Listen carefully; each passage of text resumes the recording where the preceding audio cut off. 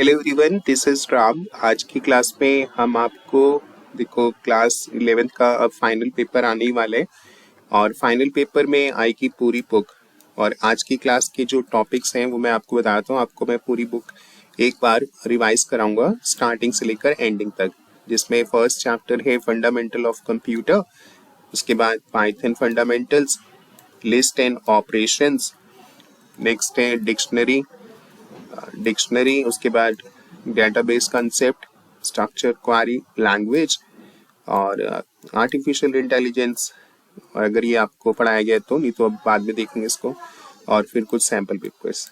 तो ये हमारा फुल कोर्स है जो आपको एग्जाम में पूछा जाता है, आप जानते ही हैं। तो इसे हम जल्दी जल्दी एक बार रिवाइज कर लेंगे। जो अब सारा तो नहीं हो पाएगा क्योंकि टाइम कम है, पर मैं आपको वो बताऊंगा जो आपके पेपर में आएगा ही आएगा, यानी मोस्ट इम्पॉर्टेंट क्वेश्चंस। तो चलो शुरू करते हैं और चैनल को भी सब्सक्राइब कर लो क्योंकि क्लास 12th का जल्दी ही सिलेबस स्टार्ट हम करेंगे। तो आप हमारे चैनल से क्लास 12th भी पढ़ सकते हैं और क्लास 12th में हम आपको लाइव पढ़ाएंगे, लाइव सेशन होगा। तो जो आप अपने डाउट्स भी फिर आप मुझसे पूछ सकते हो। तो सब्सक्राइब, लाइक, शेयर और कमेंट जरूर करना। और क्लास 12th की क्लासेस कब से स्टार्ट हो रही है ये भी मैं आपको बता दूंगा। तो सब्सक्राइब करके आपको नोटिफिकेशन मिलेगा तो आपको पता भी चलेगा। तो चलिए शुरू करते हैं। सबसे पहले देखो जो चैप्टर है वो है introduction to computer and computing. इसमें जो है थ्योरी है, इसमें आपको क्या क्या इंपॉर्टेंट है ये मैं बताता हूँ। जैसे कि डेफिनेशन ऑफ कंप्यूटर आप कर सकते हो, 1 मार्क में पूछ सकते हैं। Computer is an electronic device that processes data and perform various task according to set of instruction. Computer देखो एक इलेक्ट्रॉनिक डिवाइस है, इसमें डाटा प्रोसेस होता है और आपका जो प्रोसेस होता है फिर परफॉर्म करता है वो टास्क को, जो आप काम देते हो, जैसे जो आप अपने इंस्ट्रक्शंस आपने दे रखे हैं कंप्यूटर को उसके अकॉर्डिंग वो काम करता है और आपके सारे डाटा को प्रोसेस करता है और रिजल्ट्स रैपिडली हमें दे देता है। तो ये चलो 1 मार्क की आ सकती है। और अब सेकंड है बेसिक कंपोनेंट्स ऑफ कंप्यूटर। देखो ये एक डायग्राम है आपके सामने, इसको आपको कैसे दे सकते हैं वो पेपर में ये आप समझ लो। जैसे यहाँ पर कंट्रोल यूनिट है, ये छोड़ देंगे, जैसे लेबलिंग करने के लिए होता है ना, तो यहाँ ये आपको फिल करना होगा। यहाँ पर इनपुट डिवाइस छोड़ सकते हैं और यहाँ से आउटपुट डिवाइस और ALU जैसे ये है। तो ये डायग्राम भी बनाने को आ सकता है 2 मार्क्स में कि आप बेसिक कंपोनेंट ऑफ कंप्यूटर का डायग्राम बनाओ। तो देखो ये CPU हो गया, CPU में कंट्रोल यूनिट सबको कंट्रोल करती है। ALU अर्थमेटिक लॉजिकल ऑपरेशंस करते हैं, प्लस माइनस मल्टीप्लाई डिवाइड। और logical unit greater than less than, logic के बारे में, यूनिट्स के बारे में सारा ये इसके अंदर प्रोसेस होता है।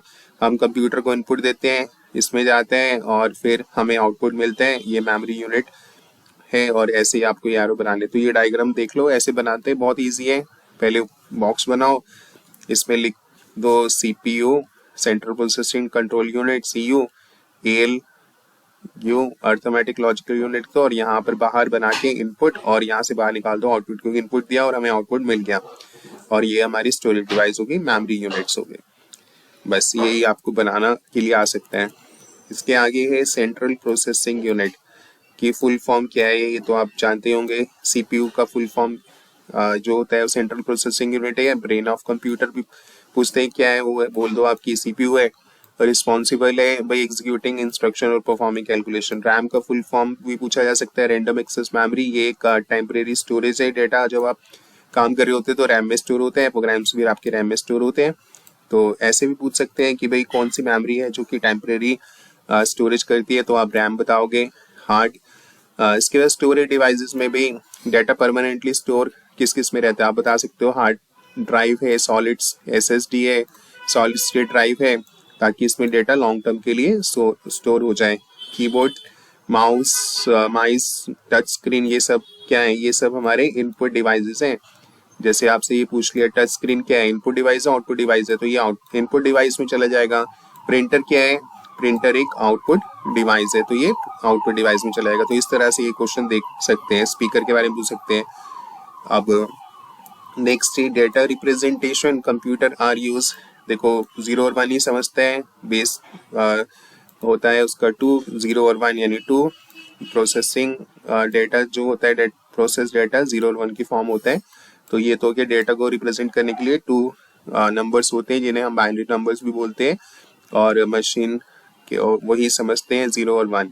नेक्स्ट है हार्डवेयर वर्सेस सॉफ्टवेयर। हार्डवेयर क्या है और सॉफ्टवेयर क्या है? हार्डवेयर हमारे होते हैं सेट ऑफ प्रोग्राम, सॉफ्टवेयर होते हैं हमारे प्रोग्राम ऑपरेटिंग करते हैं जो सिस्टम को, और provide instruction for the hardware to follow, और हार्डवेयर को इंस्ट्रक्शंस देते हैं भाई ये काम तुम करो। नॉन लिविंग चीज को हम अपने कोड्स लिखकर सेट ऑफ प्रोग्राम्स बनाकर उसको इंस्ट्रक्शन देते हैं, फिर वो हार्डवेयर काम करते हैं। तो ये सॉफ्टवेयर हो गया। हार्डवेयर हो गया जिसे आप छू सकते हो, फिजिकल कंपोनेंट्स होते हैं, टच कर सकते हैं, फील कर सकते हैं, तो वो हमारे फिजिकल कंपोनेंट्स हो गए। तो ये इंपॉर्टेंट हो गया ये। इसके बाद है पीसी यानी पर्सनल कंप्यूटर। ये तो आप मानते हैं सर्वर। सर्वर की डेफिनेशन आ सकती है लिखने के लिए, computer that provide services to other computer. देखो एक ऐसा कंप्यूटर, सर्वर भी एक कंप्यूटर ही होता है जो दूसरे कंप्यूटर को सर्विस प्रोवाइड करने के लिए आप उसका बनाते हैं, और ये होता है नेटवर्क के अंदर। Provide services to other computers, और हेड ऑफ कंप्यूटर भी बोल सकते हो। और जो दूसरे कंप्यूटर होते हैं जिन्हें वो आगे इंस्ट्रक्शंस दे रहा होता है वो होते हैं क्लाइंट्स नेटवर्क के अंदर। मेन फ्रेम कंप्यूटर कौन से होते हैं? जो पावरफुल कंप्यूटर्स होते हैं, डेटा प्रोसेसिंग करते हैं आपका, जो आप यूज करते ही हो अपने घर पे भी और स्कूल में भी। सुपर कंप्यूटर कौन से होते हैं? जो साइंटिफिक कैलकुलेशन करते हैं। हिस्ट्री ऑफ कंप्यूटिंग ये छोड़ देते हैं और ये बेकार है, ये नहीं आएगा पेपर में। ऑपरेटिंग सिस्टम के एग्जांपल्स पूछ सकते हैं, तो विंडोज, मैक ओएस और लिनक्स आप दे सकते हो। और ये सारे जो ऑपरेटिंग सिस्टम की डेफिनेशन भी आ सकते हैं 1 मार्क में, कि एक ऐसा सॉफ्टवेयर जो कि मैनेज करते हैं कंप्यूटर के हार्डवेयर को और सॉफ्टवेयर एप्लीकेशंस को, provide services for software application, जिसके ये एग्जांपल्स हैं। नेटवर्क एंड इंटरचेंज ये छोड़ देते हैं। एथिकल एंड सोशल कंसिडरेशन भी नहीं आएगा। प्री मॉडर्न ये भी नहीं आएगा। मैकेनिकल कैलकुलेटर भी नहीं, ये भी छोड़ दो। और जनरेशंस, फर्स्ट जनरेशन कंप्यूटर यहाँ से यहाँ तक थी, और ये इसके अंदर ही कंप्यूटर थे। एक बार रीड कर लेना, इतना इम्पोर्टेंट से आता नहीं है कभी पेपर में। और ये सब जनरेशंस और ये हैं। उसके बाद 5th जनरेशन में देखो ये पूछ सकते हैं कि यूज ऑफ एआई आ गया है अब, आर्टिफिशियल इंटेलिजेंस, क्योंकि 5th जनरेशन में यही आना था। और मल्टी प्रोसेसिंग सिस्टम जो है वो भी 5th जनरेशन में ह्यूज डेवलपमेंट हो रही है। मोर पावरफुल मैक्रो, ये सब फाइबर इन सर्किट ये 5th जनरेशन में है। तो इस तरह से ये छोटा छोटा एक एक पॉइंट्स का लिख सकते हैं कि 5th जनरेशन में क्या क्या चेंजेस आ रहे हैं, मतलब हुए हैं, और वो अब क्या क्या है, नई टेक्नोलॉजीज क्या है। तो एआई अब बता देना। सेंट्रल प्रोसेसिंग यूनिट है इसके बाद, जिसे हम ब्रेन ऑफ कंप्यूटर कहते हैं। मेमोरी में 2 तरह की है, टेम्परेरी, परमानेंट। टेम्परेरी मैंने आपको बताया रैम होती है, और परमानेंट होती है रोम। और इनकी डेफिनेशन तो नहीं आएगी, पर फुल फॉर्म रैम की रैंडम एक्सेस मेमोरी, और रोम की read only memory. Hard disk drive, optical drives में कौन कौन से आते हैं? सीडी, डीवीडी, ब्लू रे, ये सारा हो गया आपका ऑप्टिकल ड्राइव। और हार्ड डिस्क में हो गया एचडी और एसएसडी। भाई आज से एसएसडी का जमाना है, फास्ट है। इनपुट आउटपुट मैंने बता दिया। मदरबोर्ड से कुछ खास नहीं पूछते हैं, बस इसमें भी नहीं पूछते। पोर्ट इसकी आप फुल फॉर्म आप कर सकते हो यूएसबी, यूनिवर्सल सीरियल बस, ऐसे। तो ये, और नेटवर्किंग में वाईफाई और इथरनेट कार्ड, ये भी इतना इसे डिटेल में पूछते नहीं है। ओएस का फुल फॉर्म क्या होता है ये आ सकता है, ओएस मतलब ऑपरेटिंग सिस्टम, और सॉफ्टवेयर में भी। इसके बाद तो इनपुट डिवाइस आपको पता चल गया, माउस है, कीबोर्ड है, माउस है, टच स्क्रीन है, ट्रैक पैड है, ग्राफिक टैबलेट है, स्कैनर है, माइक्रोफोन है, वेबकैम है, बारकोड रीडर है, बायोमेट्रिक सेंसर है। तो ये सब आपको ध्यान रखना है कि ये किस में जाता है। क्वेश्चन ऐसा आएगा कि जॉयस्टिक भाई किसका एग्जाम्पल है? इनपुट डिवाइस है, आउटपुट डिवाइस। तो जॉयस्टिक आप गेम में खेलते हो तो आपको पता होगा कि गेम कंट्रोलर होता है, ये जॉयस्टिक एक इनपुट डिवाइस में आएगा। तो ये बस आपको ध्यान रख लेना। Monitor, printer, speaker, projector, plotter, अब ये सब आउटपुट डिवाइसेस में है। और सबसे इंपॉर्टेंट जैसे बिट, भाई अब क्वेश्चन आएगा the smallest unit of digital data representing dash and dash, तो आपको फिल करना है 0 and 1, तो उसे बोलते हैं बिट। स्मॉलेस्ट यूनिट कौन सी होती है? बिट। तो ये भी ध्यान रखना है। बाइट होते हैं कितने बाइट्स? 8 बाइट्स जो होते हैं वो बनाता है group of 8 bytes represent character such as letter और नंबर। और ऐसे ही फिर ये KB, MB, GB, TB, PB, EB तक है। और ये याद करने की जरूरत नहीं है, यहाँ से लेकर ये सब याद करने की जरूरत नहीं है, बस ये ध्यान रख लो 1024 जो है 1 KB become 1 MB, 1024 MB become 1 GB, ऐसे ये चलता रहेगा। तो यहाँ तक आपको करना है। तो ये 1 नंबर में आ सकता है ब्लैंक में कि भाई ऐसा क्वेश्चन आता है कि भाई ये टीबी जो है वो क्या रिप्रेजेंट करता है, 1 GB, 1024 GB या 1024 MB या 1024 KB। तो इनमें से 3 में से एक टिक करना है आपको एमसीक्यू में, तो ये आप टिक कर देना 1 GB। तो इस तरह से आपको ध्यान रखना है। नेक्स्ट है इसमें type of memory, primary memory, main memory. देखो प्राइमरी मेमोरी तो यही होगी कि टेम्परेरी मेमोरी के भाई इसकी क्या वो है बता दो, 3 पॉइंट्स बता दो। तो वोलेटाइल मेमोरी, भाई लाइट चली गई तो आपका डेटा सेव नहीं रहेगा, फास्ट होती है। और clear power is loss distract, तो आप भाई क्लियर हो जाएगा, डेटा सेव नहीं रहेगा। पर रोम में अगर आप जाओगे तो ये नॉन वोलेटाइल बोलते हैं, डेटा आपका रहेगा, जब भी पावर लॉस होगी डेटा आपका सेव रहेगा। कैशे मेमोरी हाई स्पीड के लिए कौन सी मेमोरी होती है, तो आप बोल देना कैशे मेमोरी है। तो 1 मार्क में ऑब्जेक्टिव में पूछा जा सकता है। भाई स्मॉल है, महंगी होती है थोड़ी, और स्पीड अप सीपीयू के स्पीड को बढ़ाने के लिए होती है, स्पीड अप सीपीयू ऑपरेशंस को, और रिड्यूसिंग मेमोरी एक्सेस टाइम। और इसके बाद सेकेंडरी मेमोरी में आ गया आपका एचडीडी हार्ड डिस्क, ये नॉन वोलेटाइल है क्योंकि भाई सेव रहते हैं डाटा, हाई कैपेसिटी है, स्लोअर होती है थोड़ी रैम से। और एसएसडी तो नॉन वोलेटाइल है, फ्लैश मेमोरी चिप्स होती है, फास्टर एक्सेस होती है, इसके बिना तो भाई अब कोई काम करता ही नहीं है, ये तो लगवानी पड़ती है, और अभी इनबिल्ट सारी लैपटॉप्स में तो। और पावर कंजप्शन लोअर करती है, भाई बिजली का खर्चा कम आता है, इलेक्ट्रिसिटी ज़्यादा वेस्ट नहीं होती और ड्यूरेबल होती है देन एचडीडी से, काफ़ी लॉन्ग टर्म चलती है। और उसके बाद ऑप्टिकल में सीडी डीवीडी ब्लूरे के ये दो पॉइंट्स हैं, ये इतने इंपॉर्टेंट नहीं है, ये नहीं पूछते। क्लाउड स्टोरेज का पूछ सकते हैं 1 मार्क में कि 2 पॉइंट्स बता दो। Data store remotely on server, सारे डाटा आपका रिमोटली स्टोर हो जाएगा सर्वर पे, और कहीं पर भी आप चाहते हो वर्ल्ड वाइड तो इंटरनेट की हेल्प से आप अपने डाटा को एक्सेस कर सकते हो। इसके कई एग्जाम्पल हैं, गूगल ड्राइव, ड्रॉप बॉक्स और आई क्लाउड। तो ये तीनों ध्यान रखने हैं कि आपसे पूछ सकते हैं क्लाउड स्टोरेज का कोई एग्जाम्पल बताओ, तो इनमें से आप कोई भी याद कर लो। गूगल ड्राइव सबको पता है, ड्रॉप बॉक्स भी है और आई क्लाउड भी है एप्पल का। तो अब आते हैं इसके बाद है data deletion recovery security concern. Data ये नहीं आता है, इतना इम्पोर्टेंट नहीं है। डेटा इंक्रिप्शन आप कर सकते हो, encryption data render it unable to, ये आप लर्न कर लेना, ठीक है। और इसकी ये डेफिनेशन यहाँ से ही लिखी हुई है, तो ये स्क्रीनशॉट ले लो इसका, लर्न करनी तो आप बोलोगे तो कमेंट सेक्शन में कि मैं आपको ये पीडीएफ भेज दूंगा। बैकअप और रिडंडेंसी भी है, तो ये नहीं है। और इसके बाद टाइप्स ऑफ सॉफ्टवेयर में सिस्टम सॉफ्टवेयर की डेफिनेशन आ सकती है, इंपॉर्टेंट है। और इसका एग्जांपल ये दे देना एक बस कि ये ऑपरेटिंग सिस्टम जो है वो सिस्टम सॉफ्टवेयर का एग्जांपल है, और इसके सिवा और कुछ नहीं। यूटिलिटी सॉफ्टवेयर के एग्जांपल पूछे जा सकते हैं, जिसमें आप ये बता दें कि डिस्क क्लीनअप, और ये आप यहाँ पे बता दो डिस्क क्लीनअप और एंटीवायरस प्रोग्राम्स जो हैं इसके एग्जांपल्स हैं यूटिलिटी सॉफ्टवेयर के। एप्लीकेशन सॉफ्टवेयर में भाई जनरल पर्पस सॉफ्टवेयर जैसे वर्ड, एक्सेल, पावर पॉइंट वगैरह ये आप दे दो। और स्पेसिफाई पर्पस सॉफ्टवेयर जैसे कैड ऑटो इंजीनियरिंग में होता है, और ये इसके एग्जांपल है कट प्रो और कैड, आर्किटेक्चर इंजीनियरिंग में काम आते हैं। और एडोब फोटोशॉप भी है इसका एग्जांपल, वीडियो एडिटिंग सॉफ्टवेयर भी हैं, तो ये आप इसमें डाल सकते हो एग्जांपल में। उसके बाद है इनकी डिटेल्स में ये नहीं पूछेंगे। और प्रिंटर और के बारे में, इम्पैक्ट प्रिंटर और नॉन इम्पैक्ट प्रिंटर के बारे में ये डिफरेंस जो है इसमें से कोई 2 पॉइंट याद कर लो, नॉइजी लोअर क्वालिटी और हायर प्रिंटर क्वालिटी और फास्ट प्रिंटर, बस बाकी ये सब याद करने की जरूरत नहीं है। और नीचे इसके let's practice multiple choice questions हैं। तो ये देखो विच of the following accurate describe the evaluation of computer service, तो ये तो आपको खुद ही करना है, जैसे मैंने आपको ऊपर सारा समझा ही दिया है कि जैसे ये विच of the following primary input device, तो देखो वो है कीबोर्ड, ऐसे तो बहुत आसान है। और कंप्यूटर मेमोरी को बाइट में करते हैं, ये आप करोगे तो मैं आपको ये भेज दूंगा, आप मुझे कमेंट सेक्शन में बताना, तो ये आप आसानी से आप कर सकते हो।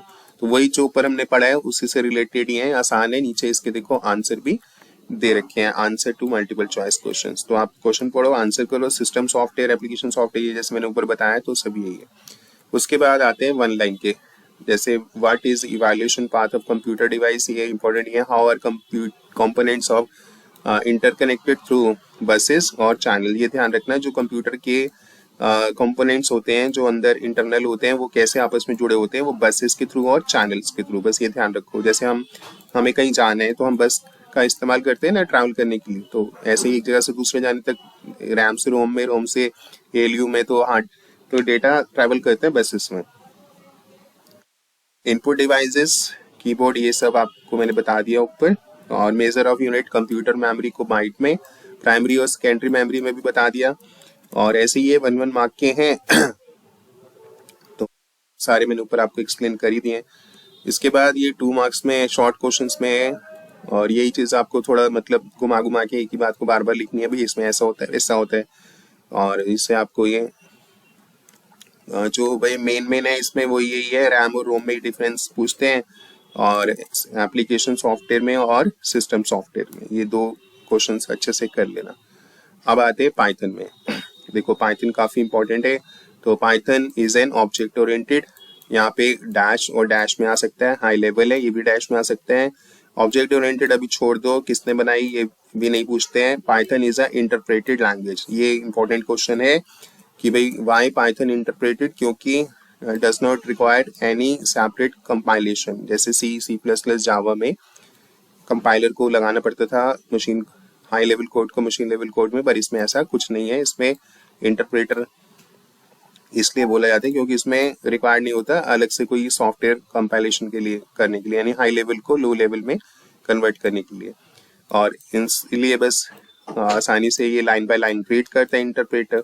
ये भी इसमें एक खास बात है, कंपाइलर में 1 गो में पूरा प्रोग्राम होता था एक ही बार में हाई लेवल से मशीन लेवल में, पर इसमें लाइन बाय लाइन में होता है, और ये चीज ध्यान रखनी। तो ये एक इम्पॉर्टेंट है, ये मैंने हाईलाइट कर दिया, तो ये ध्यान रखना। और पाइथन केस सेंसिटिव है, ये भी ध्यान रखना है, क्योंकि भाई स्मॉल ए और कैपिटल ए डिफरेंट होता है। और ये ट्रिपल ग्रेटर देन साइन है, इसको प्रॉम्प्ट बोलते हैं। फाइल जब हम स्क्रिप्ट मोड में सेव करते हैं तो .py एक्सटेंशन देना मैंडेटरी होता है। और IDLE की फुल फॉर्म आपको ध्यान रखनी है, इंटीग्रेटेड डेवलपमेंट लर्निंग इन्वायरमेंट। देखो पाइथन का एक फीचर है जिसमें आपको कोड करने के लिए एक integrated development in learning environment मिलता है, जिसमें आप अपने कोड्स लिख सकते हो स्क्रिप्ट मोड में भी और इंटरैक्टिव मोड में भी। और कितने मोड्स होते हैं, ये बहुत इंपॉर्टेंट क्वेश्चन है, बहुत बार ही एग्जाम में पूछा गया है। तो how many modes in a Python programming में, तो आपको बताने there are 2 modes, 2 ways to run a program. First interactive mode, जिसे हम शेल विंडो भी कहते हैं, जिसका ट्रिपल ग्रेटर देन साइन है। स्क्रिप्ट मोड में जिसे एडिटर के अंदर आप काम करते हैं और आपका फाइल सेव होता है उसके अंदर .py एक्सटेंशन से। बिगनर्स के लिए इंटरैक्टिव मोड होता है और थोड़े एडवांस यूजर्स के लिए स्क्रिप्ट मोड होता है। तो ये दोनों आपको लिखना है, और मोस्ट बार बार बोल रहा हूँ कि ये पेपर में आएगा ही आएगा, तो इसको अच्छे से लर्न कर लेना। कॉपी में भी मैम ने लिखा होगा या सर ने, तो और इसमें से भी देख लेना। नेक्स्ट है एक्सप्रेशन, ये नहीं पूछते हैं, स्टेटमेंट भी नहीं पूछते। कमेंट, कमेंट जो है बहुत इंपॉर्टेंट है कि ये बहुत बार एग्जाम में आता है। तो ये होते हैं additional readable information to clarify the source code. भाई जो आप अपने कोड लिखते हो तो कोड को याद नहीं कर सकते इसमें हमने क्या लॉजिक लगाया था, हम उसके सामने छोटे छोटे नोट्स बना के डाल देते हैं ताकि हम फ्यूचर में हम उन नोट्स को पढ़ लें और हमें पता चल जाए कि ये हमारा लॉजिक इसमें क्या था। पर पाइथन इसे इग्नोर कर देता है, नॉन एग्जीक्यूटिव स्टेटमेंट्स होती हैं और इसको आप हैश से लिखते हैं सिंगल लाइन में, जैसे कि एग्जांपल है। तो ये वाला बहुत जरूरी से आपको करना ही करना है अच्छे से, नहीं तो भाई 2 नंबर आपके गए। और फंक्शंस, ब्लॉक और इंडेंटेशन, ये कर लो इंडेंटेशन। ये पूछते हैं इंडेंटेशन क्या होती है, use to show blocks of in Python. और जैसे आपको अगर फोर लूप लिखते हो तो उसी के नीचे आपने लिख दिया उसकी बॉडी तो गलत हुआ, तो उसको थोड़ा आगे करके लिखना होता है। और इसके बाद आते हैं यहाँ पर आइडेंटिफायर्स जो है वो आप variable name use to identify, variable का जो नाम है उस वेरिएबल ही बेसिकली हमारे आइडेंटिफायर्स होते हैं। और name use to identify a variable, किसी फंक्शन के बारे में छोड़ दो अभी, लिख देना पेपर में। और अदर एंटिटीज, और इसके रूल्स होते हैं, ये आपसे पूछा जा सकता है कि कोई भी 2 या 3 रूल्स आप बताओ। बहुत आसान है। आपको ध्यान रखना है कि वेरिएबल जो है कभी भी कीवर्ड से स्टार्ट नहीं होगा, क्योंकि वो रिजर्व होते हैं और आप उसमें स्टार्टिंग करते समय या explanation at the rate hash कोई भी एक्स्ट्रा सिंबल नहीं दे सकते हो। आप अंडरस्कोर यूज कर सकते हो और हमेशा वेरिएबल जो है वो अल्फाबेट से ही स्टार्ट होगा। तो ये 3 रूल्स हैं जो मैंने बता दिए, ऐसे ही ध्यान रख लेना। और कैन बी एनी लेंथ, और बस शॉर्ट जो है वो थोड़ा मीनिंगफुल रहता है। और ये कुछ कीवर्ड्स हैं, यहाँ आप देखो, इनको आप एज ए वेरिएबल नहीं यूज कर सकते। बस इतना ही करना है। कांस्टेंट का मतलब होता है कि फिक्स्ड, कि जो आप चेंज नहीं कर सकते। जैसे कि डिक्शनरी में की जो होती है वो कांस्टेंट होती है, उसे इम्यूटेबल बोलते हैं। वेरिएबल मतलब आप उसमें चेंज कर सकते हो। और ये डायग्राम बनाने की जरूरत नहीं है, ये नहीं आएगा। और अब बताओ कि जैसे आगे इम्यूटेबल डेटा टाइप्स कौन से हैं, तो आप बताओ। नंबर्स हैं, बुलियन है, स्ट्रिंग है, टपल्स है। और डिक्शनरी में यहाँ से बैक कर देता हूँ, ये था, इनका था ये सिलेबस जो हम कर रहे हैं। तो अब मैं नीचे, हमारे पास यहाँ तक है, यहाँ पर पहुंच गए थे ना। एक सेकंड में आपको लेके चलता हूँ इधर। तो ये काफी अच्छा है, इसके अंदर क्वेश्चंस रिवीजन के लिए, तो ये मैं आपको भेज दूंगा। और यहाँ से थे हम, यहाँ पर देखो। अब जैसे मैंने बताया, ये डिक्शनरी में जो कीज होती हैं, इसको क्लिक नहीं करना है।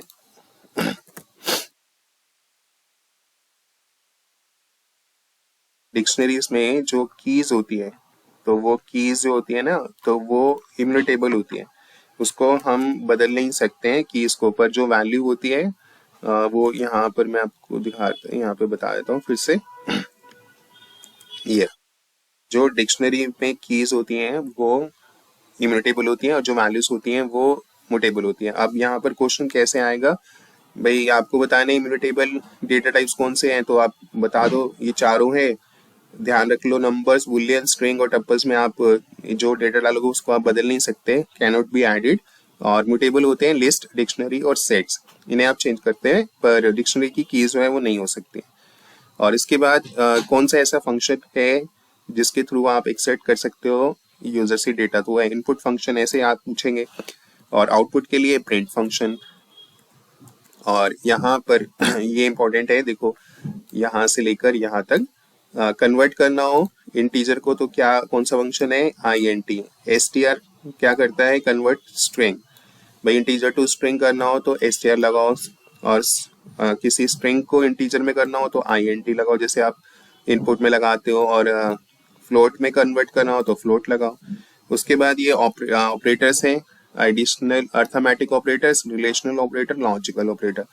इनको आपको देखो, इनका बस आपको ना एक एक एग्जाम्पल कर लेना, और इसके सिवा और कुछ नहीं। और इसके सिवा इसमें जैसे आउटपुट में आता है, तो वो तो आपने पर साल पढ़ाई है। तो प्रेसिडेंस ये भी नहीं करना है, ये भी नहीं पूछते हैं। फ्लो चार्ट में ये तो इसके वो है डायग्राम्स है, तो ये नहीं पूछते ये भी। और इसके बाद ये आ गया मल्टीपल चॉइस, ये मैं आपको कराता हूँ। विच of the following is syntax correctly.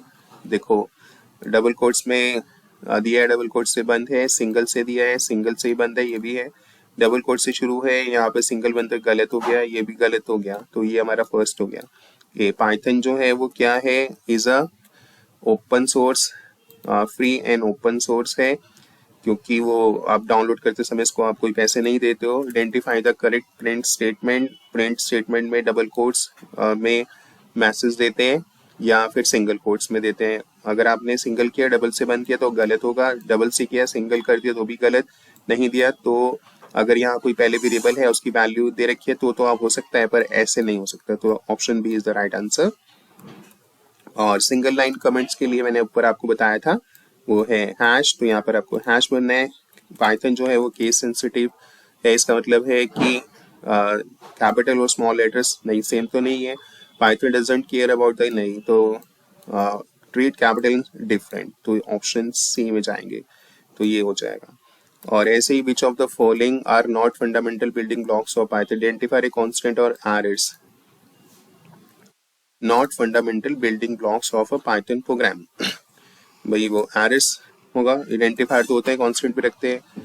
और identifier names can not be composed, special character is then, देखो हम कैन नॉट बी कंपोज्ड, जिससे हम नहीं कर सकते हैं वो special character other than underscore, और ये वाला तो ऑर्डर ऑफ प्रीडेंस नहीं है, और what will be the output of the following code. इसका आउटपुट क्या है, जिसमें देखो यहाँ पे 2 है, 2 x की वैल्यू 2 हो गई, 6 है, y की वैल्यू 6 हो गई, यहाँ पे y की वैल्यू 6 है तो 6 चला गया x में, तो x की वैल्यू 6 हो गई, x प्लस 2, x की वैल्यू थी 2 तो 2 प्लस 4 हो गई, तो 6 और 4, तो 6 प्लस 4। तो ऐसे ये हैं, ये मैंने अलग से भी आपको कराए हैं, तो अभी नहीं करा पाऊंगा क्योंकि फिर इंपॉर्टेंट कैसे पता चलेगा। तो सिर्फ इंपॉर्टेंट कौन कौन से हैं ये मैं आपको बता रहा हूँ। और ये भी आ सकता है, each statement in Python is terminated by none of the above, कि भाई हर कोई को बंद करने की जरूरत नहीं होती। फॉर लूप में यहाँ तो बोल रहे ना हर सभी स्टेटमेंट को टर्मिनेट करना हो तो कोई जरूरत नहीं है, कभी बस फॉर लूप में कॉलन लगाते हैं, इफ में लगाते हैं, तो पर इसका answer none of the above. तो ये ऐसे छोटे छोटे हैं। Which of the following is invalid variable name, someone तो सही है, और अंडरस्कोर बीच में दे सकते हो, ये वाला है, इसमें बीच में स्पेस नहीं होता। तो एक ये भी रूल है कि आप वेरिएबल देते समय स्पेस का बीच में आप स्पेस नहीं दे सकते विद इन वेरिएबल। और इसका आउटपुट क्या होगा, हेलो वर्ल्ड आएगा और उसके बाद ही यहाँ पर एच आएगा। तो ये आप प्रैक्टिकली आप कर सकते हो, नीचे नेक्स्ट लाइन में आता है वैसे, नहीं तो एक लाइन में देना हो तो एंड वाला लगाते हैं, तो सी है इसमें ऊपर में हेलो वर्ल्ड और फिर नीचे एच। और यहाँ पर ये आउटपुट के क्वेश्चंस हैं, ये है which of the following is invalid identifier. और देखो मैंने बताया ना 1 से स्टार्ट नहीं हो सकता, अल्फाबेट से स्टार्ट नहीं हो सकता, ये ठीक है, पर ये कीवर्ड है, पर यहाँ W वाइल तो एक लूप होता है, पर यहाँ W कैपिटल में है इसलिए ये लूप वाला वाइल नहीं है, तो ये ध्यान रखना है। तो ऐसे ही छोटे छोटे ट्रिक करके दे सकते हैं तुमको। और विल डिस्प्ले रैम 2 टाइम्स जिसे करना होगा, तो वो होगा हमारा ये वाला, तो option B. Dash operator to check the end check if a value is a member और गिवन सीक्वेंस, तो और नॉट।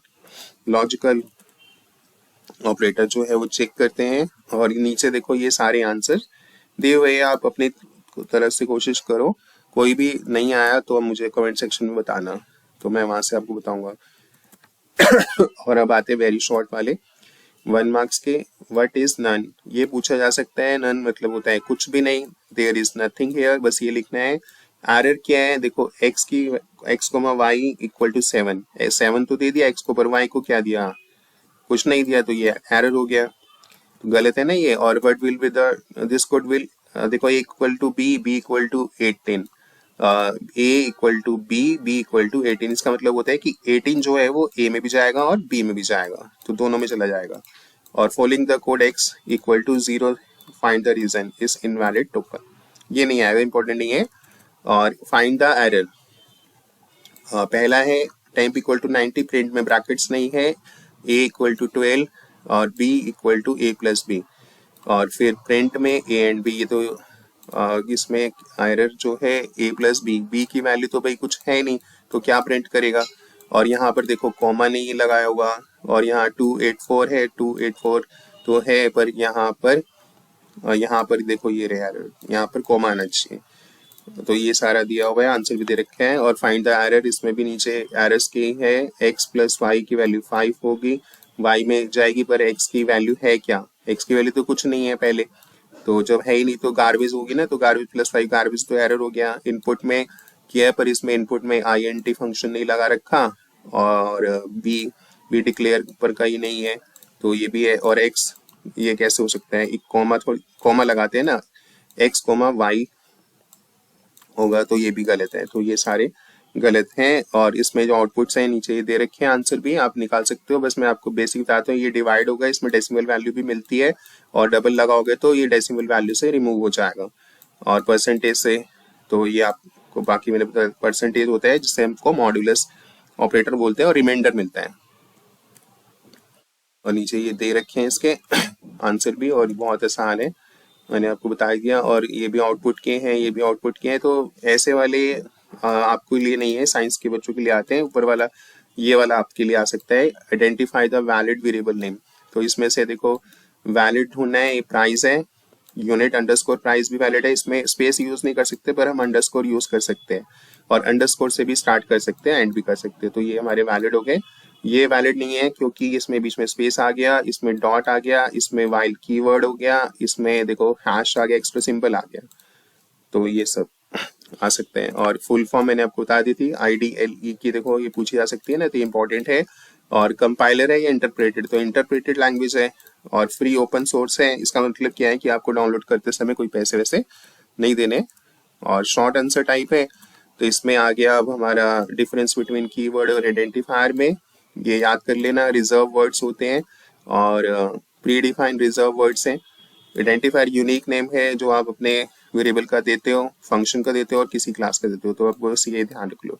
लिटरल होते हैं जो आप चेंज नहीं कर सकते उसकी वैल्यू, ये छोटे छोटे हैं। और इसके एग्जांपल्स भी ध्यान में। और कितने टाइप्स के सीक्वेंस हैं, there are the sequence supports in string, list और टप्पल। और आइडेंटिफायर ये रहने दो, ये वाला नहीं है। हाँ ये तो रूल वाला है ना, हाँ ये मैंने आपको बताया था कि ये इंपॉर्टेंट है। तो आप स्टार्ट करोगे अंडरस्कोर से कर सकते हो, रिजर्व वर्ड दे नहीं सकते, no keywords means reserve word नहीं दे सकते, कोई स्पेशल नहीं, और केस सेंसिटिव का भी आपको ध्यान रखना होता है। और difference between expression and statement ये नहीं है, छोड़ देते हैं इसको। टोकन्स का भी छोड़, टोकन में एक नंबर की आ सकती है डेफिनेशन, स्मॉलेस्ट इंडिविजुअल यूनिट है, बस ये ध्यान रखना। और ये इसके एग्जाम्पल्स दे दो। ऑपरेटर्स छोड़ देते हैं, ये फिर इसके कोड हो गए। इंडेंटेशन वाला मैंने बताया था कि क्या रोल होता है, ये याद कर लेना, ये इंपॉर्टेंट है। और ये मोस्ट इंपॉर्टेंट है, कितने टाइप्स के स्ट्रिंग्स जो हैं अवेलेबल हैं, सिंगल और मल्टी लाइन स्ट्रिंग्स होते हैं, ये भी इंपॉर्टेंट है। ये तो फिर ये एक इंपॉर्टेंट क्वेश्चन है जो कई बार एग्जाम में आता है कि आपको मैथमेटिकल दिया हुआ है फॉर्मूला और इसको कैसे आपको लिखना है पाइथन के अंदर। तो ये ABCD है और ये इसके चारों के आंसर हैं, ये अच्छे से याद कर लो भाई। ऐसे लिखना बहुत सिंपल होता है। देखो 1/3 है और फिर b की पावर 2 है तो b को 2 बार कर दिया, फिर h डिवाइडेड बाय 3 है तो 1/3 हो गया। तो इसमें स्क्वायर रूट का ये जो साइन है ये स्क्वायर रूट का है, तो स्क्वायर रूट फंक्शन लगा दिया, और बाकी तो ऐसे पढ़ोगे समझ आ ही जाएगा, आसान ही होता है। और इम्यूटेबल का क्या मतलब होता है कि जिसे आप चेंज नहीं कर सकते। और उसके बाद ये हॉट्स, ये तो छोड़, ये इंपॉर्टेंट नहीं है, ये वाला इंपॉर्टेंट है। मल्टी लाइन कमेंट कैसे करते हैं, देखो यहाँ पर डबल कोट्स डालो और स्लैश इसमें यूज होता है, और फिर आप नीचे जाके दोबारा स्ट्रिंग डाल सकते हो और फिर डबल कोट्स, तो इससे आप मल्टी लाइन बना सकते हो। और ये है which of the following syntax correct. देखो पाइथन इज नाइस लैंग्वेज, ये करेक्ट है, डबल कोट्स से शुरू, ये यहाँ डबल कोट्स मान लो, ये ऐसे इसमें गलती है इनकी, डबल से स्टार्ट है, डबल पे बंद है, और ये भी ठीक है। ये गलत है क्योंकि ये सिंगल पे बंद है और यहाँ सिंगल पे है, ये बिल्कुल सही है। ये भी नमस्ते में लास्ट में बंद नहीं किया हुआ है, गलत है।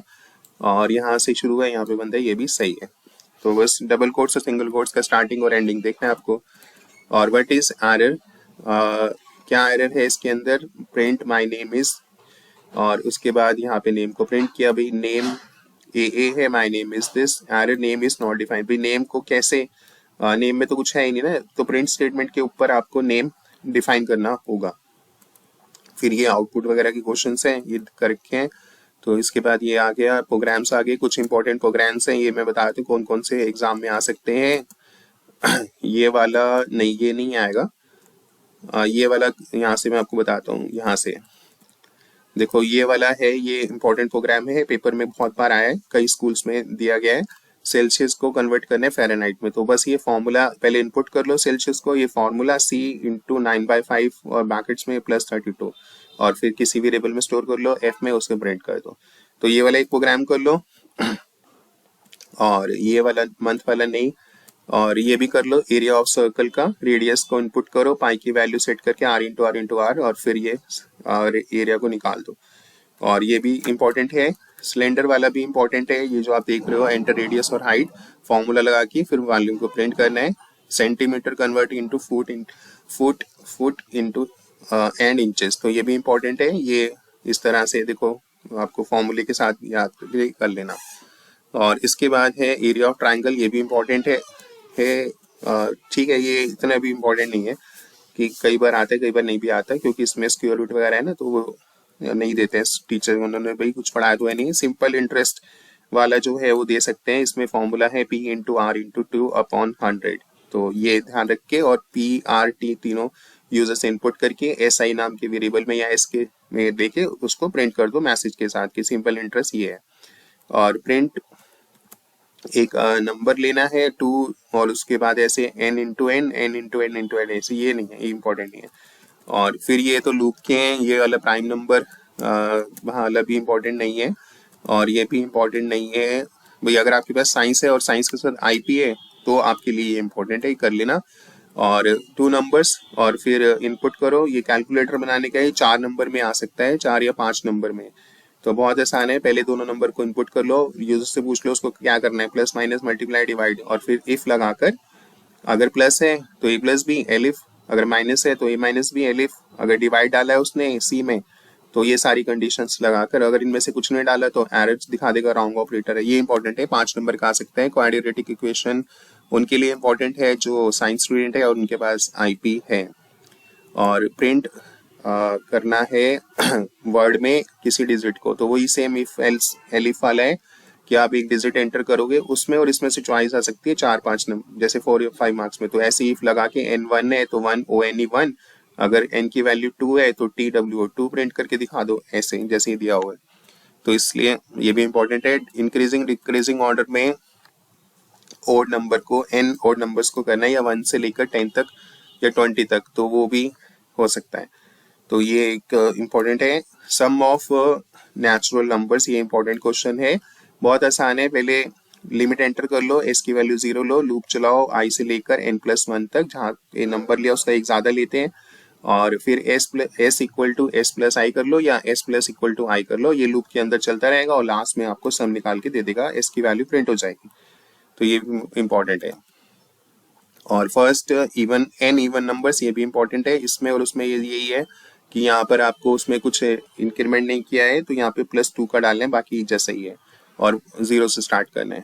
और इसमें है ओड नंबर, तो इसको स्टार्ट 0 से नहीं करना है, इसको 1 से करना है, क्योंकि भाई 1 से शुरू होगा और 2 के गैप पे चलेगा, और 1 + 2 + 1 फिर +3 प्लस फिर 5 + 7 ऐसे चलता रहेगा, और लास्ट में सम आ जाएगा। पैटर्न्स में देखो, ये पैटर्न्स हैं अलग अलग टाइप के हैं, ज़्यादातर ये वाला ही पैटर्न आता है, रिवर्स वाला तो देते नहीं है, या ये और ये नहीं, तो आप पहला वाला ही कर लो। और इसकी वीडियो मैंने बना रखी है, उसको और अच्छे से समझना है तो लिंक डिस्क्रिप्शन में मिल जाएगा, वहाँ से आप पढ़ लेना और अच्छे से समझ लेना। इसके बाद आ गया हमारा लिस्ट। तो लिस्ट में, लिस्ट की डेफिनेशन क्या होती है, लिस्ट ऑर्डर होते हैं, ये याद कर लो। और कैसे क्रिएट करते हैं स्क्वायर ब्रैकेट में, ये इसके list of integer mix value भी दे सकते हैं। लिस्ट के अंदर एक और लिस्ट डाल दोगे तो उसको बोलते हैं नेस्टेड लिस्ट। तो ये इसके एक 0.1 मार्क के हो गए। और एक्सेस करने के लिए देखो, इसमें पॉजिटिव इंडेक्स होता है, नेगेटिव इंडेक्स होता है। पॉजिटिव हमेशा 0 से स्टार्ट होता है, नेगेटिव हमेशा -1 से स्टार्ट होता है। और एक्सेसिंग लिस्ट ऑफ 6 करोगे तो 0 1 2 3 4 5 6 तो 70 प्रिंट हो जाएगा। -3 करोगे तो -1 -2 -3 तो -3 पे 60 है तो 60 प्रिंट हो जाएगा। तो ये 1 मार्क्स में पूछे जा सकते हैं। ट्रैवल करना हो तो आप एक फॉर लूप चला के, ये फॉर लूप इसमें आपको स्पेस देना पड़ेगा, 4 फिर स्पेस देके आई, फिर ये इन, ये हटा दो, या तो इन्होंने ऐसे लिखा है 4 आइटम, तो आई की जगह आइटम ले लिया, 4 आइटम, पहले 4 फिर स्पेस, और आप आई यूज करना for I in list 1, space देके आई के बाद भी, और फिर प्रिंट को अंदर। तो इससे सारा ये ट्रैवर्सल होके आ जाएगा, मतलब सारे प्रिंट होके आ जाएंगे। उसके बाद लिस्ट को आप अपडेट कर सकते हो, जैसे लिस्ट ऑफ 2 में 0 1 2 तो 3 की जगह 4 आ जाएगा, क्योंकि उसकी इंडेक्स वैल्यू 2 पे 4 चला जाएगा। डिलीट करना हो तो कौन सा फंक्शन है, del, तो फंक्शन नहीं है, ये स्टेटमेंट है जिससे आप किसी भी एलिमेंट को लिस्ट के डिलीट कर सकते हो। तो क्वेश्चन आता है कि कौन सी कमांड है तो जिससे वो एलिमेंट को डिलीट कर सकते हो, तो del। ये स्लाइसिंग होगी, तो आउटपुट में पूछने के लिए पूछते हैं, जैसे दे दिया कहाँ से कहाँ तक है, तो ये मैंने स्लाइसिंग भी आपको समझा रखी है, उसका लिंक भी डिस्क्रिप्शन बॉक्स में मिलेगा। अब जो फंक्शंस हैं कौन कौन से हैं, len लेंथ निकालने के लिए, लिस्ट को क्रिएट करने के लिए, अपेंड में लिस्ट में कुछ लास्ट में कोई वैल्यू ऐड करनी हो तो अपेंड है, इंसर्ट करना हो बीच में कहीं पर तो आप इंसर्ट कर सकते हो। ये साथ साथ इसके एग्जांपल्स भी दे रखे हैं। काउंट फंक्शन भाई फ्रीक्वेंसी काउंट करेगा कि 10 जो है वो कितनी बार है, एक यहाँ पर है, एक यहाँ पर है और एक यहाँ पर, तो 3 बार है। तो अगर फ्रीक्वेंसी का क्वेश्चन आए, प्रोग्राम आए कि भाई फ्रीक्वेंसी निकालो लिस्ट में किसी आइटम की, तो काउंट फंक्शन रिमूव से रिमूव हो जाएगा, पॉप से पॉप हो जाएगा। रिमूव से जैसे आपने इसमें 30 रिमूव किया, तो जब आप इसको रिमूव कर दोगे तो 30 यहाँ था, तो एक जो बचा हुआ है वो रहेगा और 90 तो ये हट जाएगा। तो और फिर एक्स दिखाया नहीं है। पॉप से क्या होगा, पॉप से 40 करा तो ये दिखा देगा। तो ये दोनों में एक डिफरेंस होता है।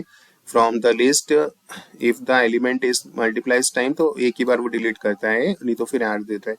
और ऐसे इसमें रिमूव पॉप से पॉप हो जाएगा।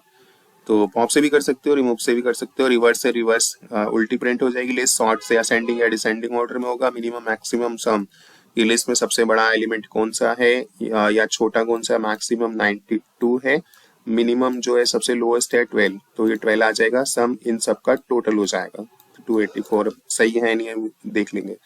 उसके बाद आगे प्रोग्राम, भाई लिस्ट के प्रोग्राम में ये आ सकता है कि जो जो इसके अंदर इवन है उनका सम कर लो। तो बस एक फॉर लूप चलाओ। फॉर ऐसे नहीं लिखना है, फॉर आई, फॉर के बाद स्पेस, फिर आई, फिर स्पेस, फिर इन, फिर स्पेस और फिर लिस्ट का नाम। और फिर इफ के बाद भी यहाँ स्पेस होगा, फिर आई जो आपने यहाँ पे वेरिएबल लिया मॉड्यूलस बाय 2 और इक्वल इक्वल टू 0, तो वो प्रिंट हो जाएंगे। या सम होंगे तो सम प्लस इक्वल टू आई कर दो। और नॉट, ये नॉट इक्वल टू जो नहीं है उनका सम आ जाएगा। तो ये डिपेंड्स करता है क्वेश्चन क्या आता है, तो उसके हिसाब से। और अगर सम वाले, जैसे मैंने ये बताया आपको, ऊपर वाला नहीं का था, इसका है कि इवन वाला का होगा और ऊपर वाले में इवन वालों का नहीं होगा।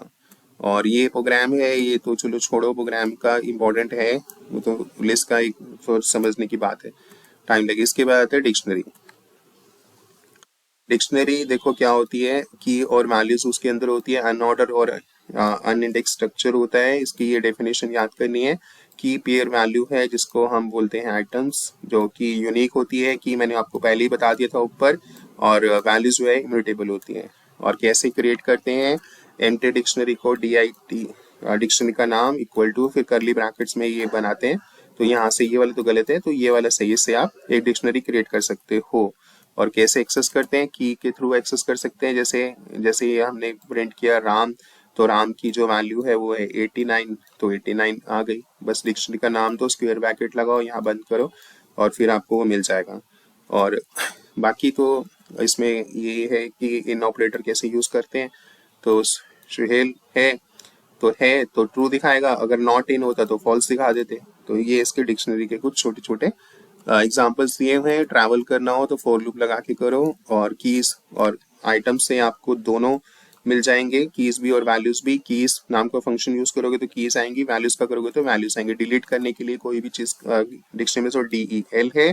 और पॉप भी एक होता है, पॉप आइटम भी, जिससे आप लास्ट जो है वो इंसर्ट किया वो हट सकता है, हट जाएगा। और पॉप में delete the item specify by the key, ये आपको ध्यान रखना, जो आपने स्पेसिफाई किया वही डिलीट होगा, पर पॉप आइटम में जो टॉप पर है वही डिलीट होगा। और इसके फिर इनबिल्ट फंक्शन जो है उसके एग्जांपल्स कैसे हैं, जैसे DICT है तो ये कैसे क्रिएट करा हुआ है ये बताया हुआ है। लेंथ से लेंथ बता देगा कि इसमें कितनी लेंथ है, जैसे इसमें 1 2 3 और 4, आपको की और वैल्यू दोनों को मिला के निकालिए तो 4 आइटम्स इसके अंदर हैं। कीज कितनी है तो कीज आ जाएंगी। कीज कितनी नहीं है, कीज शो करनी है, तो आप बस लिखो डिक्शनरी का नाम डॉट कीज, तो ये सारी कीज प्रिंट हो जाएंगी। वैल्यूज लिखोगे तो जितनी भी वैल्यूज हैं वो सिर्फ वैल्यू चाहिए, ओनली वैल्यूज, तो वैल्यूज प्रिंट करनी है। तो वैल्यूज नाम का फंक्शन, अगर ओनली की प्रिंट करनी है, शो करनी है, तो कीज नाम का फंक्शन। अगर आप दोनों प्रिंट करना चाहते हो, कीज और वैल्यूज, तो फिर आइटम्स। और आप किसी को अपनी मर्जी से गेट कराना चाहते हो तो आप वो ऐसे भी कर सकते हो। और अपडेट से अपडेट भी कर सकते हो। जो भी इसमें आपने डाला है क्लियर से, आपके जो डिक्शनरी है वो क्लियर हो जाएगी, पर उसका जो ऑब्जेक्ट है करली ब्रैकेट जो है वो रहेगा। और ऊपर अगर आपने डिलीट से किया तो करली ब्रैकेट जो था वो यहाँ पर दिखाओगे तो नहीं आ रहा ना, तो इसमें और इसमें ये डिफरेंस है, डेल और क्लियर में, तो ये ध्यान रखना है, ऑब्जेक्ट रहता है। और इसके बाद इसके प्रोग्राम है, तो ये count the number of time character appear, ये इम्पोर्टेंट है। चलो ये कर सकते हो तुम, तो जहाँ स्पेस नहीं दिया वहाँ डाल देना। और ये थोड़े डिक्शनरी की तो मुश्किल होते ही हैं। अब इसके मल्टीपल चॉइस क्वेश्चन देखते हैं। Which of the following command will create a list?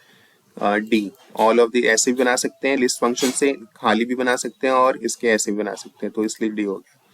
और ये सारे जो हैं आप विद आंसर्स के साथ हैं, इनको आप ट्राई करो। मैंने कंसेप्ट आपको ऊपर सारे बता दिए, और कोई भी क्वेश्चन नहीं आ रहा है इसके अंदर से तो कमेंट सेक्शन में लिखो, मैं आपको बता दूंगा कि इसका आंसर ऐसे जो आपको लग रहा है कि ये होना चाहिए आया नहीं, तो ऐसे क्यों है। मुझे आपके सारे बेसिकली डाउट्स जो हैं वो मैं क्लियर कर दूंगा, और शॉर्ट आंसर भी हैं, इसके भी शॉर्ट आंसर आप ट्राई करो। ये पूरा जो है लिंक आपको मैं सेंड कर दूंगा टेलीग्राम ग्रुप पे। टेलीग्राम ग्रुप का लिंक हमारा डिस्क्रिप्शन बॉक्स में अवेलेबल है, वहां से आप हमें ज्वाइन कर सकते हो। और इस लिंक में कहीं पे भी किसी भी जगह कोई डाउट है तो आप मुझसे पूछ सकते हो। मतलब इस फाइल के अंदर जो भी क्वेश्चंस दिए हुए हैं ना, तो उनमें से किसी भी क्वेश्चन में कोई डाउट है तो कमेंट सेक्शन में लिखना। और अब आते हैं डेटाबेस कंसेप्ट पे। देखो डेटाबेस क्या होता है, ये डेफिनेशन इंपॉर्टेंट है, याद करनी है। और अलग अलग टाइप्स के होते हैं, दो याद कर लो, रिलेशनल और हायरार्किकल, तो ये बहुत है। उसके बाद ये प्रॉपर्टी नहीं करना है, और ये कर लेंगे कॉमन आरडीबीएस के एग्जांपल्स हैं, ये याद करने हैं आपको। और एक्ल, SQL server, DB2, FoxPro, ये सब हमारे कोइन में से कोई भी एक दो एग्जांपल याद कर लेना। और डेफिनेशंस में डेटाबेस ये सबसे इंपॉर्टेंट है, डाटा रिडंडेंसी जो बहुत बार आती है। इसका मतलब होता है कि आप अपने डेटाबेस में डुप्लीकेट रिकॉर्ड अगर आप डाल रहे हो तो उसी को हम बोलते हैं data redundancy. The duplication of data is known as data redundancy. और इसको ठीक करने के लिए भी डुप्लीकेट ना आ जाए तो हम प्राइमरी की बनाते हैं। और ये सब ध्यान रखना है। फुल फॉर्म DDL की, DML की याद करनी है। Data definition, data manipulation language, relational data models, और ये सारा ये एट्रीब्यूट, टप्पल, एट्रीब्यूट मतलब हमारा कॉलम, टप्पल हमारी row, degree total number of columns यानी attributes, cardinality total number of rows, domain pool of values जिसमें आप सारी वैल्यूज डालते हैं और ड्रॉ कर लेते हैं, इज कॉल्ड डोमेन। रिलेशन और व्यू, डोमेन इतना इंपॉर्टेंट नहीं है, रिलेशन भी और व्यू भी इतना इंपॉर्टेंट नहीं है। तो इसके बाद इसके ये हो गए MCQs वाले, तो आप जैसे मैंने ऊपर बता दिए सारे, ये शॉर्ट हो गए तो ये भी करने हैं। डिफरेंस DML और DML का डिफरेंस ही करना है, डाटा रिडंडेंसी भी करना है, इंपॉर्टेंट है। RDBMS क्या है, DBMS क्या है, ये भी करना है। और इसके ऊपर जो है ये सब रिलेशन कीवर्ड ये एक एक नंबर के आपसे पूछे जा सकते हैं। DML TCL नहीं करना है। और फुल फॉर्म जो है ये देखो फुल फॉर्म से DML की है दे रखी है और नीचे एग्जांपल है। DML के एग्जांपल्स करने हैं। अब डेट है, डेट, इंसर्ट, मर्ज, सिलेक्ट, डिलीट, बस। और ये नहीं करना इसमें, ये इसमें नहीं करना है कुछ भी, तो इसके कर लिए। और इसके बाद इन दोनों का डिफरेंस, DDL TCL में डिफरेंस नहीं करना है। SQL क्या है ये जरूर करना है, और डिफरेंस कमांड्स इन SQL। तो SQL का डेफिनेशन ये कर लो याद कि program user to input use structure query language.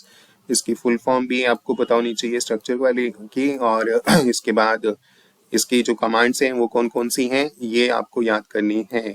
पांचों तो नहीं लिखनी है पेपर में, बस 3 तक लिख सकते हो, तीसरी को कुछ नहीं करना है, बस पहली और दूसरी को एक्सप्लेन करने के लिए बोला है। नेक्स्ट है कंस्ट्रेंट। कंस्ट्रेंट्स मतलब कंडीशंस जिसमें आपको नॉट नल कि आप खाली नहीं छोड़ सकते, प्राइमरी की में डुप्लीकेट नहीं होएगा, फिर दोबारा से कोई रिकॉर्ड डालेगा तो एरर दिखाएगा। फॉरेन की दूसरे टेबल की जो प्राइमरी की होती है वो फॉरेन की, और यूनिक की भाई उसमें यूनिक वैल्यू आएगी। चेक में एक कंडीशन डाल दी कि भाई हमारे मार्क्स 0 से 100 के बीच में होने चाहिए। डिफॉल्ट में जैसे स्कूल का नाम अपने आप ही डल जाए, हमें डालना ना पड़े। तो ये एक दो जो इंपॉर्टेंट है मेरे बता दिए, कंस्ट्रेंट्स होते हैं। फिर इसके बाद नीचे जो है ये तो नहीं है, छोड़ दो ये वाला। और फिर MCQs, तो ये आपको MCQs तो करना ही है, सारे ऊपर में ही हैं जो मैंने समझाए वैसे ही हैं।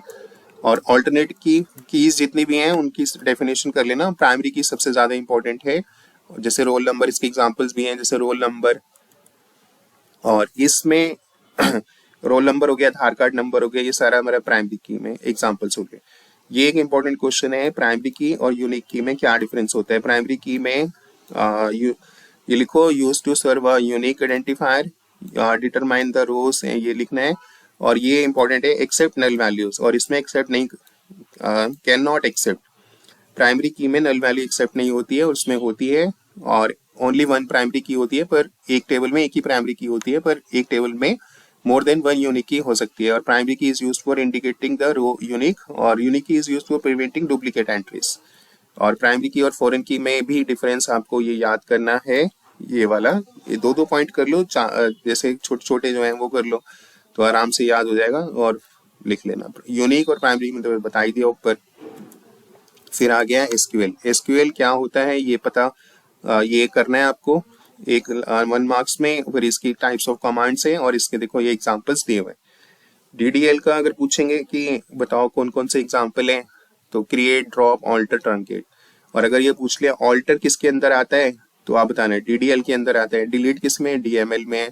डीएमएल के इंसर्ट, अपडेट, डिलीट। डीसीएल और ये सब नहीं करने, सिर्फ 2 ही करने हैं। और इनके बारे में ये सारा दिया ही हुआ है एक एक लाइन में। उसके बाद ये सब जो मैं ये बता रहा हूँ, ये डेटाबेस की कमांड्स आ गई। कौन सी कमांड्स है जिसके थ्रू आप डेटाबेस क्रिएट कर सकते हो, वो है क्रिएट डेटाबेस। तो कैसे कर सकते हैं, क्रिएट डेटाबेस और फिर डेटाबेस का नाम। और कौन सी ऐसी है जिससे आप अपने डेटाबेस को एक्सेस कर सकते हो, कौन सी कमांड है, बोलो यूज कमांड है भाई। यूज के बाद डेटाबेस का नाम देते हैं। ड्रॉप करना हो तो ड्रॉप कमांड है, डिलीट कमांड नहीं है डेटाबेस को डिलीट करने के लिए, तो उसके लिए ड्रॉप होती है, ध्यान रखना। कैसे लिखते हैं, ड्रॉप लिखते हैं, डेटाबेस लिखते हैं, फिर उस डेटाबेस का नाम दे देते हैं। और शो करना हो, जितने भी टेबल्स पहले से एग्जिस्ट कर रहे हैं, तो शो टेबल, टेबल्स एस भी लगाने हैं, टेबल्स टेबल नहीं, तो जितने भी टेबल्स हैं वो सारे शो हो जाएंगे। और किससे आप इंसर्ट कर सकते हो, क्रिएट टेबल क्या कमांड है, क्रिएट टेबल। इंसर्ट करने के लिए इंसर्ट कमांड। और ये सब डिस्टिंक्ट क्या होता है, जो कि यूनिक होता है उस टेबल के अंदर, वो आपको दिखाता है। तो और इसके बाद बिटवीन, मतलब एक रेंज दे देते हैं कि भाई बिटवीन 40,000 से लेकर 50,000 तक के बीच में जितने भी एम्प्लॉय हैं उनकी सैलरी आ जाए या ग्रोस आ जाए। तो लाइक ऑपरेटर से पैटर्न के लिए कि परसेंटेज कुछ भी हो सकता है। अंडरस्कोर मतलब कि आपने लेंथ निकाल की, 3 जिनके नेम में सिर्फ 3 ही कैरेक्टर, जैसे मेरे नाम में RM है तो वही आए, तो ये सारा है। और ये तो फिर कमांड्स होगी, ऑपरेटर्स हो गए।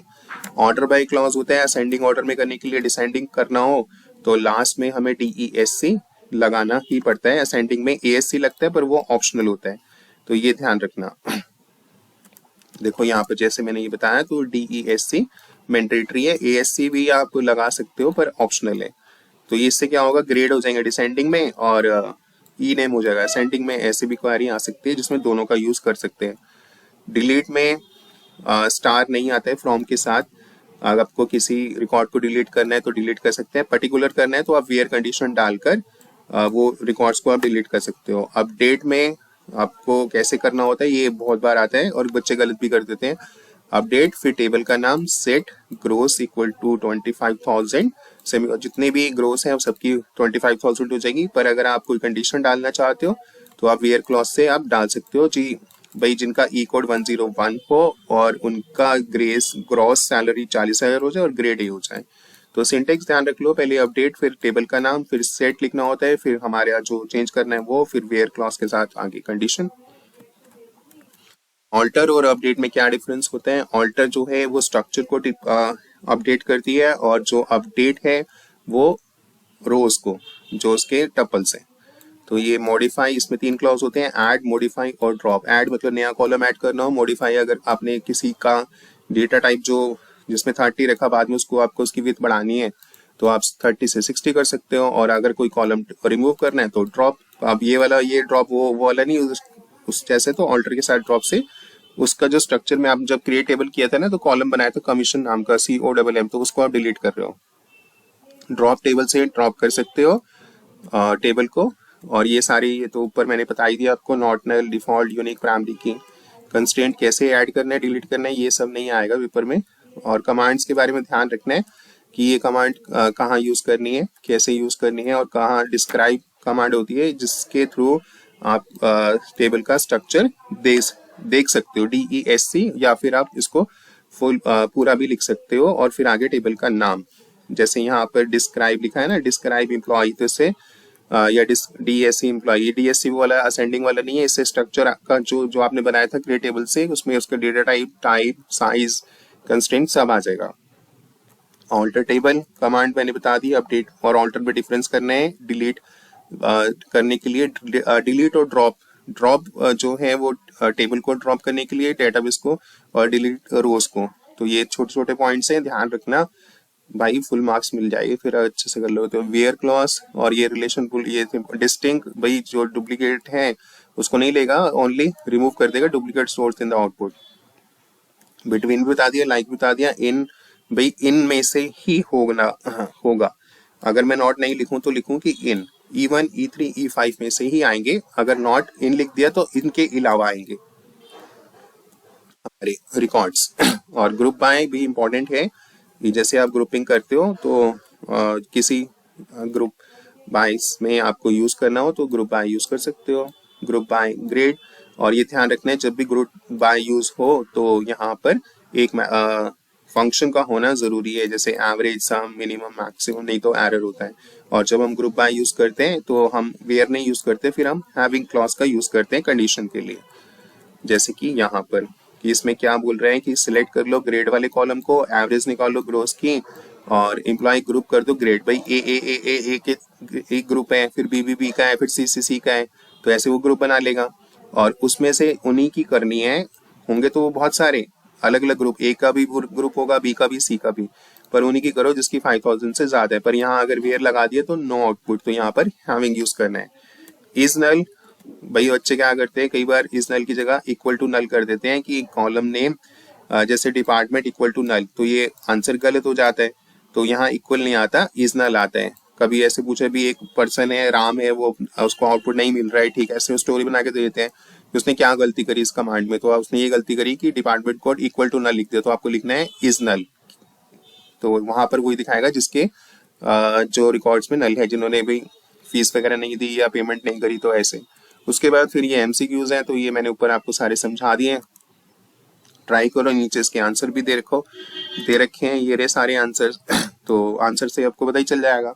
नहीं डाउट आते तो कमेंट सेक्शन में पूछो। और ये सारे इसकी शॉर्ट हैं, ये सारी शॉर्ट्स भी आपको ट्राई करो, शॉर्ट कर लेना, ऊपर में डिटेल में ज्यादा लिखा हुआ है, इसी में से कर लेना, 2-2 नंबर के आते।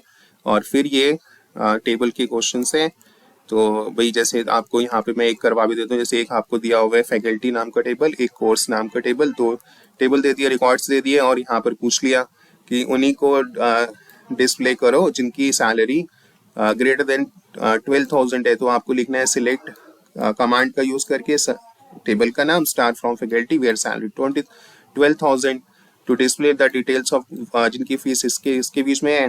तो वही सेम यहाँ तक दूसरा टेबल हो गया, यहाँ पर कोर्सेज हो गया, ये डॉट वर्ड नहीं लगेगा। फिर वेयर फीस, यहाँ पर बिटवीन क्लॉज का यूज कर लिया, 15 से लेकर 15,000 से लेकर एंड 50,000। नहीं तो आप यहाँ पर ग्रेटर देन लेस देन वाला भी यूज कर सकते थे, पर वो थोड़ा मुश्किल होता है, तो आप बिटवीन का यूज करो, where fees between this and this, और यहाँ एंड लगाने टू नहीं। और टू इंक्रीज, यहाँ इंक्रीज होगा, तो इसका मतलब है कि वहां पर आपको वैल्यूज जो है वो बढ़ानी है, 500 बढ़ाना है, सभी की फीस बढ़ानी है जिनके सिस्टम डिजाइन कोर्स है। तो अब इंक्रीज मतलब अपडेट, तो अपडेट टेबल का नाम कोर्सेज सेट, फिर फी इक्वल टू फी प्लस 500, क्योंकि यहाँ पे 5 ले, तो दोनों बार कॉलम का नाम, यहाँ पर भी कॉलम का नाम, यहाँ पर भी, और बीच में इक्वल टू और प्लस 500 किसका, जिसका भी सी नेम भी सिस्टम डिजाइन किस में है, सिस्टम डिजाइन जो है सिस्टम डिजाइन ये रहा, तो उसका कॉलम नेम क्या है, सी नेम है, तो सी नेम देंगे ना, C name equal to system design. तो इस तरह से ही होगा। तो ये छोटे छोटे है, ऐसे ये सारे, ऐसे ये सब। अब तो देखो टाइम नहीं, और ये वाला भी एक बताता हूँ, ऐसा भी आता है ना कि column of a table member है, एम नेम नाम का एक कॉलम है मेंबर्स टेबल में, ये दिया हुआ है, और 2 कमांड दे रखी है, इसका आउटपुट क्या होगा, इसमें लिखा है where M name like percentage V, जिसका लास्ट में वी पे खत्म हो रहा है, तो ये वी पे 2 ही है, एक हिरब है और एक राजीव है, तो इनके आउटपुट आपको सामने दिखाई दे रहे हैं। इसमें क्या है कि पहले कुछ भी हो पर सेकंड वाला ई होना चाहिए, तो इसमें सेकंड वाला या बीच में कहीं पर भी ई होना चाहिए, तो यहाँ पर भी देखो ई दिख रहा है, यहाँ पर भी दिख रहा है, तो राजीव और शीतल का आ जाएगा, बीच में कहीं पर भी हो। इसका मतलब ये होता है कि परसेंटेज पहले और अगर आखिर में लगा दिया तो बीच में जो आप लिखोगे वो पूरे इसमें आपको देखना है कि कहीं पर भी ई मिलता है तो वो लेना है, या कहीं जैसे मैं लिख दूं कि राम कोहली तो कोहली लिख दूं, तो जिस जिसकी कास्ट पूरे नाम में कोहली जहाँ भी होगा वो आपको लेने हैं, ऐसे हैं। और एक ऐसा question, table trains in a database degree 3 और कार्डिनैलिटी 3। तो मैम आपको बताना है what is the number of rose and, तो डिग्री क्या होती है और कार्डिनैलिटी क्या होती है। कार्डिनैलिटी मैंने बताया था ऊपर रो होती है, तो रो हमारी 8 है, डिग्री होते हैं हमारे कॉलम्स, तो कॉलम 3 है। तो ऐसे लिखना है, बहुत आसान है ये सारा। और जैसे मैं आपको भी समझा रहा था ना कि कई बच्चे ऐसे करते हैं, देखो यहाँ पर इक्वल टू नल डाल दिया, तो ये वही वो बता रहे हैं कि ऐसे ऐसे हो गया, ये कमांड लिखी इसमें इक्वल टू लगा हुआ है पर उसको आउटपुट नहीं मिल रहा, तो परेशान है, तो आपको उसको ठीक करना है, तो वहां पर आपको बस इक्वल टू की जगह हटाकर इस लिख देना है, तो जिससे ये सही हो जाएगा। और कौन सी कमांड है जिससे आप लिस्ट देख सकते हो सभी डेटाबेस की, वो है शो डेटाबेसेस। तो ऐसे ये कमांड्स भी आपको सारी करनी है तो ये सारे ऊपर हैं। और एक ये क्वेश्चन है कि table bank has 2 rows 3 column, customer has 4 rows 3 columns, what will the degree and cardinality and degree and Cartesian. Cartesian product में मल्टीप्लाई करना होता है, तो आप ऐसे करना, कार्डिनैलिटी पहले दे लो 2 है, और 2 rows ऑफ बैंक और 4 rows ऑफ कस्टमर। कस्टमर की कितनी रोज है 4, तो 2 into 4 कर दो, कार्डिजन मतलब मल्टीप्लिकेशन, तो 2 into 4 कर दो तो आ जाएगा 4 2 8। और ऐसे ही उनके कॉलम्स 3 हैं और दूसरे के कॉलम्स भी, तो उनको आपको अब यहाँ मल्टीप्लाई नहीं करना, यहाँ पर आपको प्लस करना, तो डिग्री के केस में प्लस करेंगे और कार्डिनैलिटी के केस में मल्टीप्लाई करेंगे, तो यहाँ पर 6, तो आपको आंसर मिल जाएगा। तो ये एक इंपॉर्टेंट क्वेश्चन था, मैंने आपको समझा दिया, डाउट होगा तो पूछ लेना। और बाकी ये सारे तो देखो करने वाले हैं, प्रैक्टिस करने के लिए। और जैसे बताया कि आइडेंटिफाई करना है प्राइमरी की इन अ गिवन टेबल। प्राइमरी की कौन सी होती है, देखो अगर कोई टेबल दे रखा है इसमें आइडेंटिफाई करना है, तो ये नहीं हो सकती कि इसमें डुप्लीकेट हो सकता है ना नेम में। डेट ऑफ एडमिशन में भी सेम डेट पे कर सकते हैं, डीओसी अंडरस्कोर नंबर में भी नहीं है तो नहीं लेंगे इसको, ये भी हो सकती है डुप्लीकेट, पर पी अंडरस्कोर नंबर डुप्लीकेट नहीं हो सकता है, क्योंकि ये पेशेंट का होगा, पेशेंट नंबर तो सबको अलग अलग ही मिलता है ना। और ऐसी कौन सी कमांड है जिसके थ्रू हम ऐड कर सकते हैं कॉलम डिपार्टमेंट, वो कमांड है ऑल्टर टेबल। और कैसे लिखते हैं ऑल्टर टेबल, टेबल का नाम, फिर ऐड कॉलम, ऐड करने के लिए ऐड क्लॉज, और फिर डिपार्टमेंट जो कॉलम हमें ऐड करना है, और फिर उसका टाइप क्या रखना है वो, और उसमें साइज क्या देना है वो। नाउ और सिस्टम में डिफरेंस नहीं करना है, ये छोड़ दो, और बाकी ये सारे तो टेबल वाले क्वेश्चंस हैं, ये आपको ट्राई करने हैं। उसके बाद एआई है, ये तो भी कोर्स में था नहीं कई बच्चों के, तो इसलिए मैं अभी नहीं बता रहा, वैसे थोड़ा थोड़ा अगर होगा तो मुझे आप कमेंट सेक्शन में बताना है, तो मैं ये भी आपको करवा दूंगा। तो आज हमने ऑलमोस्ट सारे कर लिए, इतना भी एक अच्छे से करके जाओगे डेफिनेटली आप पासिंग मार्क्स, तो अगर जिन्होंने कुछ नहीं पढ़ा वो भी आराम से पास हो जाएंगे। और 1 मार्क्स के क्वेश्चन करके भी, और थोड़ा थ्योरी के क्वेश्चन, एसक्यूएल के क्वेश्चन भी कर लोगे तो पासिंग मार्क्स तो आ ही जाएंगे। तो वी होप आपको समझ आ गया। कहीं पे भी कोई डाउट आए तो कमेंट सेक्शन में लिखना। Bye students and best of luck for your exam. और भी वीडियोस हैं जिनका लिंक डिस्क्रिप्शन बॉक्स में ही है, वहां से आप पढ़ सकते हैं और अच्छे मार्क्स ला सकते हैं।